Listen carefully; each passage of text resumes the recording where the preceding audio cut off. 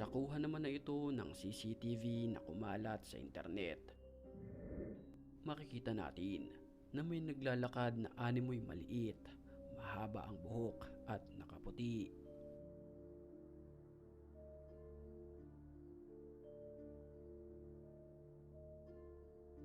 Sa mga oras na iyon, pumasok ito sa isang gusali.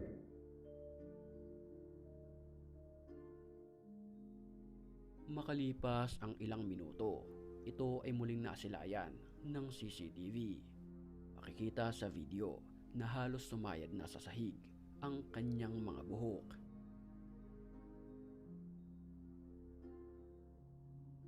Maya-maya lamang ay bigla itong bumalik.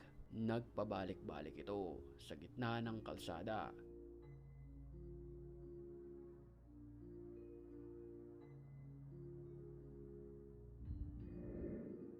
Habang nanonood ang batang ito sa telebisyon sa kanyang kwarto, pansinin natin ang pintuan.